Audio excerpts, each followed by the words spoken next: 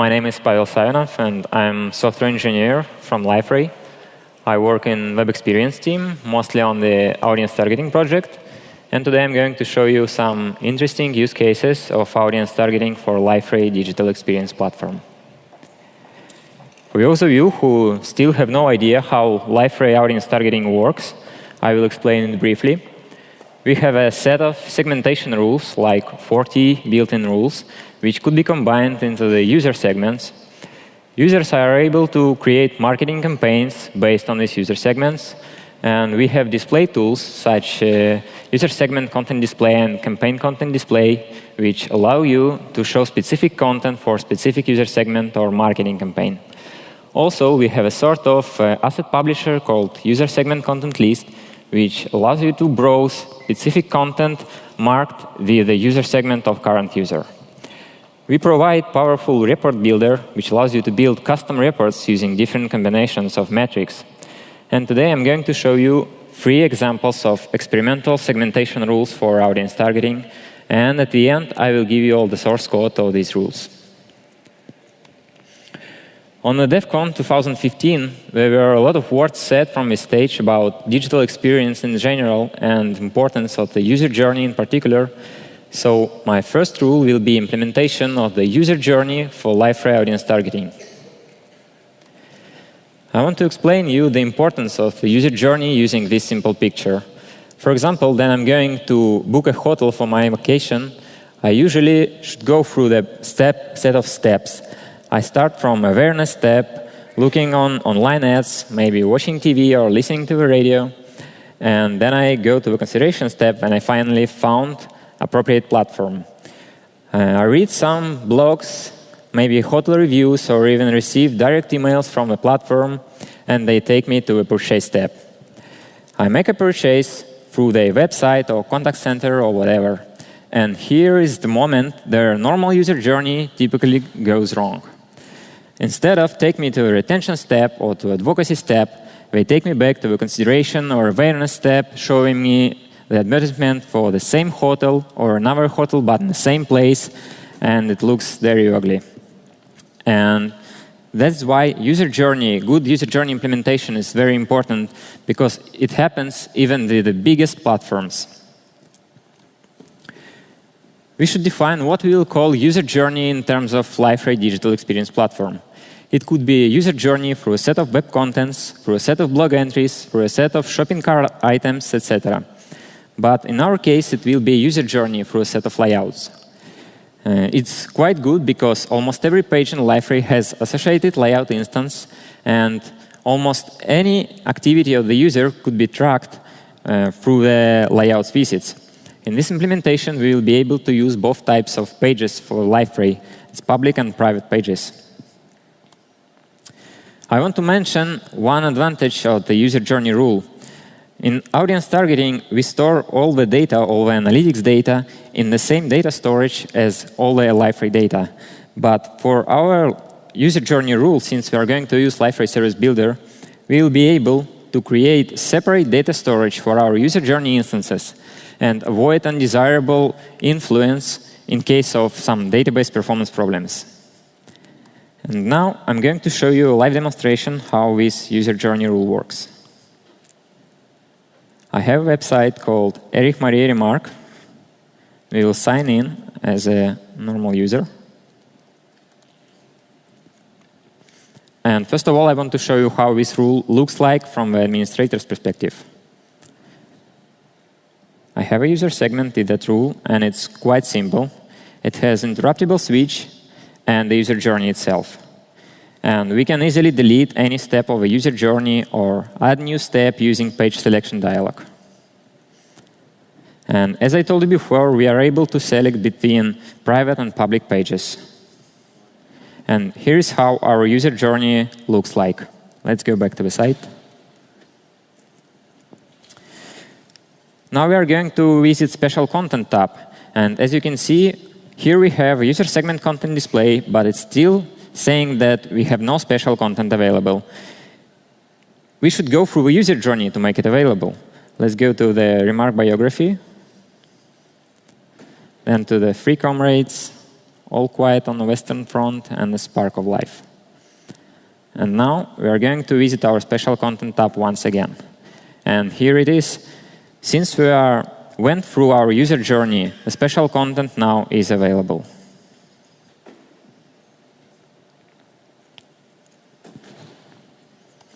When administrator clicks Save button on the user segment page, we store our rule instance settings in the JSON format. This JSON has two principal fields. Interruptible, which shows us if this user journey is interruptible or it should be gone through step by step.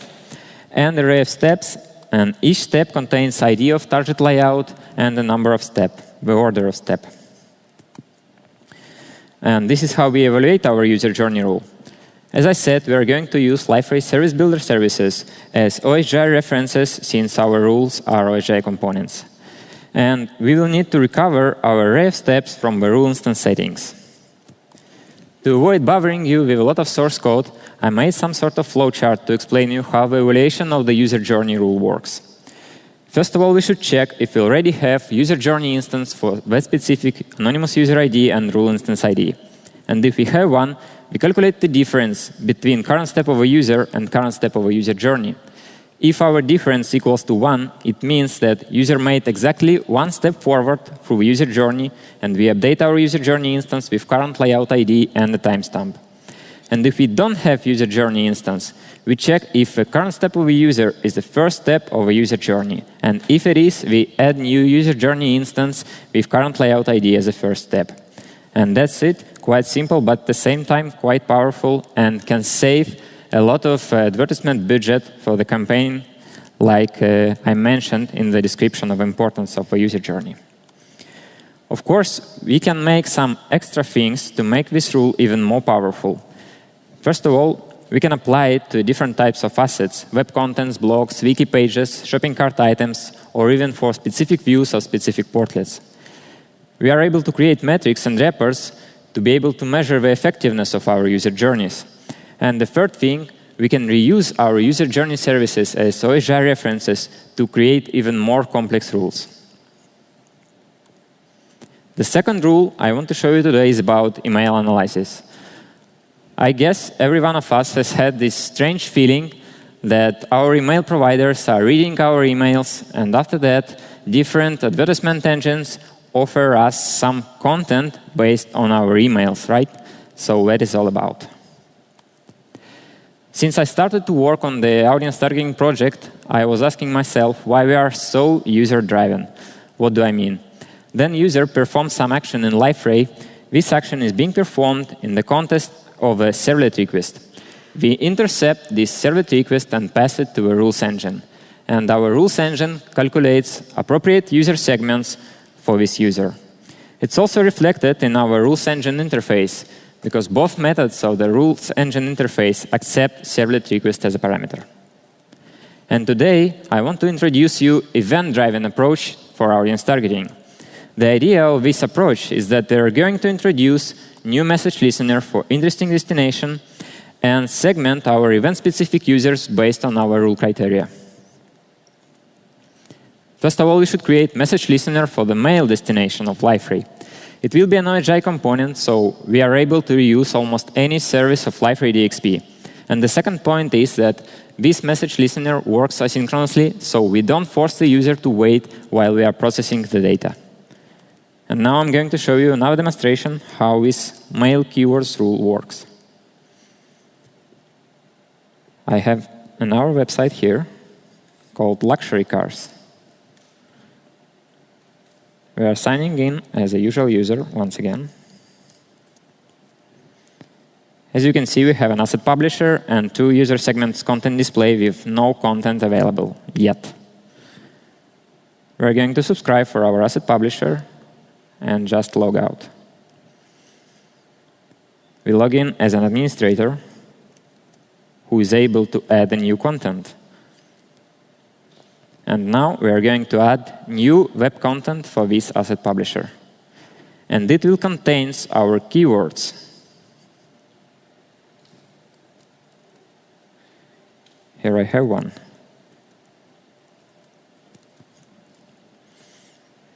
And what happens?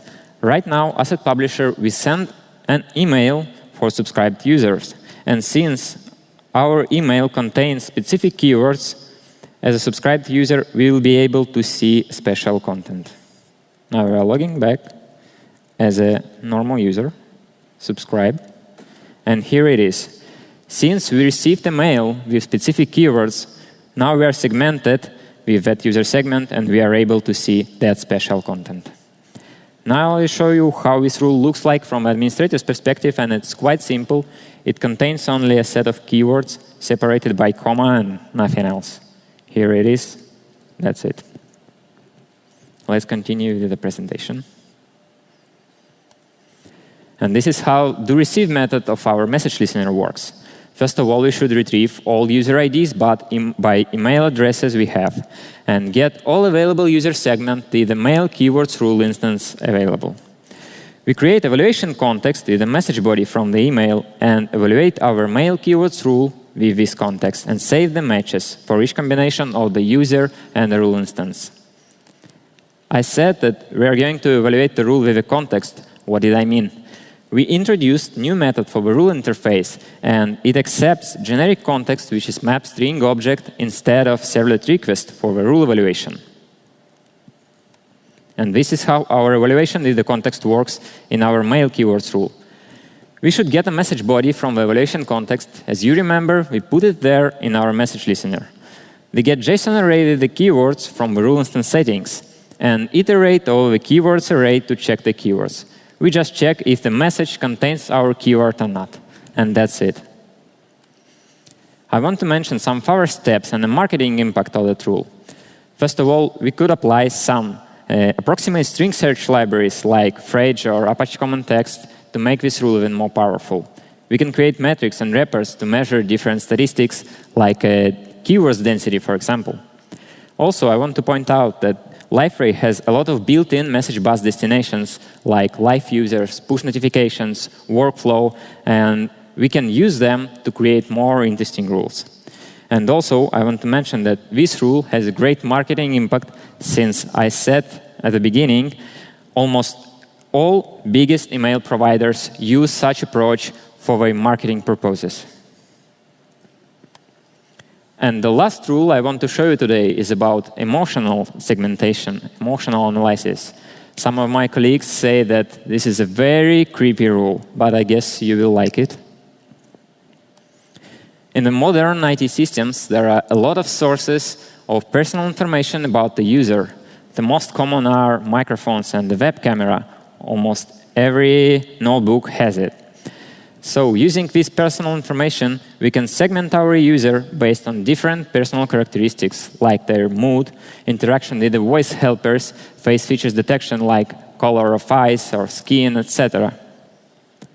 And in our mood rule, we are going to do some emotional segmentation. We will use CLM tracker JavaScript library. It's distributed under the MIT license, so it could be used even in the commercial developments.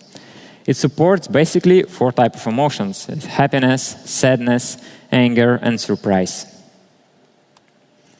To include our JavaScript library into the platform's code, we will use Liferay DXP dynamic include technology, which is also available for Liferay 7 Community Edition, of course. It's just a simple OSGI component which implements dynamic include service. And all we have to do is to register our fragment of code in a specific place of the platform. In our case, it will be top head of each page. Since we are using single-page application concept in Liferay DXP, we are able to avoid scripts reloading even through the navigation. If we use script tag with data center track permanent attribute, we will keep our scripts running on the page even through the navigation, and it's cool. And now I'm going to show you the most interesting demonstration of this presentation.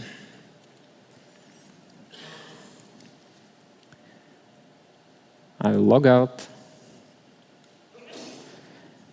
and I should enable my web camera. I have another website called Why Nature. We will sign in.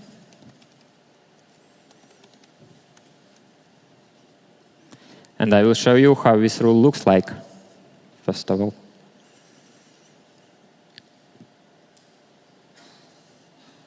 It's quite simple. Once again, we should choose the mood. In our case, it will be surprised mood.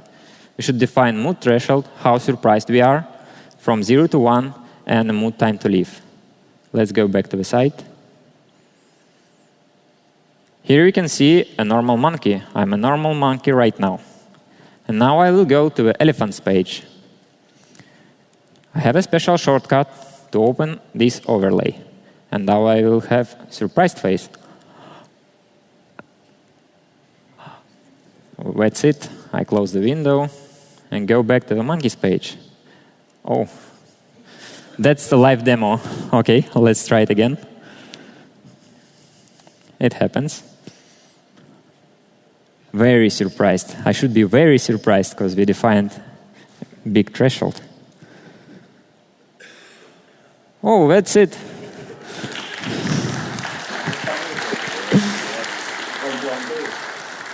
So as you can see, it's quite simple, and I'm surprised monkey right now.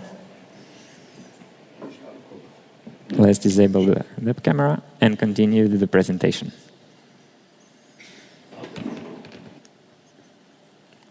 I said that we should define mood time to leave. What is it? We should take into account that users' mood typically changes quite fast. So that's why we have time to leave. When we got to the safe reaction method, we check if we have a saving log set right now or not. If we don't have saving log set, we add new or update existing mood instance for associated anonymous user ID and the rule instance ID, and set the log and the timeout callback to reset this log in the time to leave. And this is how the evaluation of the mood rule works. Quite simple. We should check if we already have a mood instance for our anonymous user ID and rule instance ID. And if we have one, we should check if it's expired or not. If our mood instance is not expired, we assume that the user is still in the same mood and will be in the same mood during our time to leave. That's it. As a further step of this rule, we can create the reports to visualize the perception of our content, of our platform by our users. Also, I want to mention that there are a lot of different JavaScript libraries available for image, video, and sound processing, and one of them is Tracking.js, supported by Liferay guys. Check it out, it's really cool. And there are a lot of possible variations of that rule available, and not only for marketing purposes, but for the public security area, for example. And since we are not just a portal anymore, we are a digital experience platform, we can create a lot of interesting rules. Of course, these experimental rules are not perfect, and I want to mention some pros and cons of that rules. First of all, performance issues are possible. But I'm pretty sure that almost any performance issue could be solved by different techniques of database optimizations, caching, using external data sources, etc. The second thing is legal issues are possible, because we are going to process or maybe even to store some personal data of the user. We should check the local laws and maybe ask a user to accept some specific user agreement. But at the same time, I want to mention that such kind of rules give us really great marketing opportunity, since we are going to develop small pieces of functionality and we are able to sell them on the marketplace for Liferay Digital Experience Platform. As a conclusion, I want to say that this year brought us Liferay 7 Community Edition and Liferay Digital Experience Platform. I think that the next year will be even more interesting. It's great that I can share with you my experience of development for Liferay audience targeting. And I'm pretty sure that it's the right time to go beyond the limits in your developments for Liferay. And I'm happy that we can do it together. Thank you for your attention.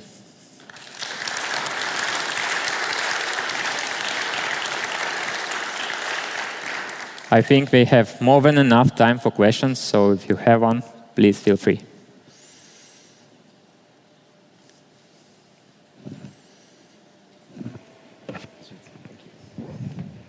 Questions? Good question there. Sorry. Yourself. Yeah. Thank you for your presentation. I have a question regarding the faces. This is provided by Liferay, or is a component with various values based on cognitive Well, analysis of different... the library itself is CLM tracker, as I mentioned. It's not provided by Liferay, but it's distributed under the MIT license, so feel free to use it even for your commercial development. It's not restricted. And it uses some basic techniques of face recognition and face feature detection, like if you have your eyebrows up, it means that you are surprised, and so on. But when you use these kind of things, do the users get a notification saying, if they use, for example, the camera, a notification saying, now we are tracking your face, do you agree? Because this is personal data. It's impossible. First of all, it's impossible to make it without user permission. Okay. It's impossible. So yeah, user should get a window which asks, hey, we are going to use your camera. Do you allow us to use your camera or not? And something like that. So. Okay, thank you. Any other questions?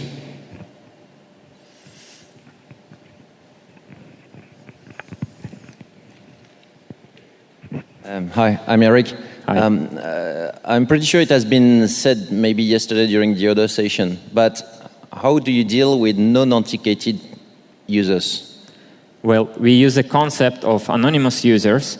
So even if you don't have a user in Liferay, it will create anonymous user for your particular request, and it will store some cookies to define you that you are exactly the same anonymous user as yesterday, for example. So we use the concept of anonymous users instead of Liferay users. Okay, so in that case, all these informations are being stored as cookies. But that's not the case for authenticated users? It's stored as something else in database? No, each anonymous user has associated user ID. If you can have it or don't have it, So in both cases, it's stored in the database? Yes. Okay. I think we had one more question. Thank you. What is the requirement about the internet access? What is the bandwidth from the uploading from the device, maybe on a mobile phone? Do you need some bandwidth or not? Really, this is a very, very small JavaScript library which could be used even in your mobile phone. No, I'm asking about the resolution of the images, which is putting from the device to your recognition. Or the recognition is on the devices? It happens in background. I just show you the window to make it clearer right now, but it happens in background. All the calculation happens in background. If you're allowed to use your camera, it will make it in the background, so... It is possible to use it in a mobile phone Yes, with it's the possible. standard 3G access Yes, to the internet? it is possible. Okay, thank you. Okay, I think we can wrap it up there. We have a small break, but thank you for your time, Pavel. Thank you, and please rate my session.